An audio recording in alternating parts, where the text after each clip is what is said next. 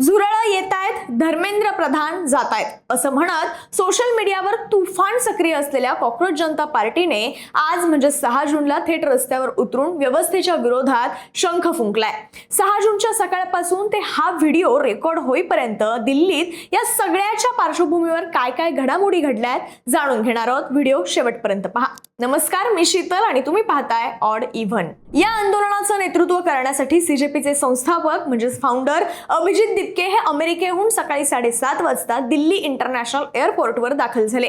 एअरपोर्टवरून बाहेर येत असताना त्यांच्या हातात डॉक्टर बाबासाहेब आंबेडकरांचं आत्मचरित्र असलेलं माय ऑटोबायोग्राफी हे पुस्तक पाहायला मिळालं।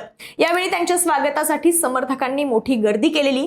सुरुवातीला आंदोलनाला परवानगी मिळेल की नाही यावर संभ्रम होता, मात्र दिपके हे विमानतळावरून थेट संसद मार्ग पोलीस ठाण्याकडे रवाना झाल्यानंतर दिल्ली पोलिसांनी या आंदोलनाला अधिकृत परवानगी दिली। सकाळी 10 वाजल्यापासून जंतर मंतरवर हजारो विद्यार्थी आणि तरुण जमायला सुरुवात झाली। अजूनही अनेक जण या आंदोलनात सहभागी होत आहेत। अनेकांनी तोंडावर झुरळांचे मास्क लावून आपला निषेध नोंदवलाय। सीजेपीच्या आंदोलनातून केंद्रीय शिक्षण मंत्री धर्मेंद्र प्रधान यांच्या राजीनाम्याची मागणी केली जाते। किंबहुना या आंदोलनामागचं कारणच शिक्षण मंत्र्यांच्या राजीनाम्याचं आहे। पण असं का?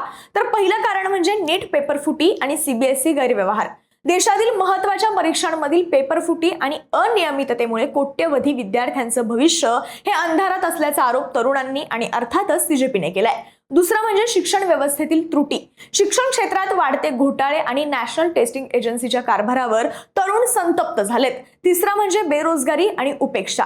देशाच्या सरन्यायाधीशांनी बेरोजगार तरुणांना झुरळ म्हटलेलं आता हाच अपमान प्रतिकाराचं प्रतीक बनलाय। या सगळ्या घडामोडींमुळे विशेषतः देशातील कोलमडत चाललेल्या शिक्षण व्यवस्थेवर संतप्त होत तरुणांनी आणि सीजेपीने शिक्षण मंत्री धर्मेंद्र प्रधान यांनी नैतिक जबाबदारी स्वीकारून राजीनामा द्यावा अशी मागणी केली आहे। सीजेपीला जंतर मंतर मैदानावर आंदोलनाची जरी परवानगी मिळाली असली तरी दिल्ली पोलिसांनी हे आंदोलन करण्यासाठी अत्यंत कडक अशा अटी आणि शर्ती घातल्यात। या अटी कोणत्या आहेत? तर पहिला म्हणजे वेळेची मर्यादा। आंदोलनाला सकाळी 10 ते संध्याकाळी 5 वाजेपर्यंतच परवानगी देण्यात आली आहे। दुसरा म्हणजे सहभागी आंदोलकांच्या संख्येची मर्यादा।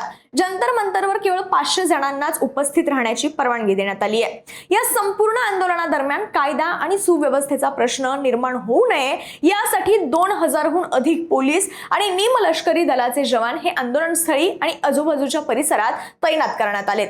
या संपूर्ण परिसराचं 12 झोनमध्ये विभाजन करण्यात आलंय।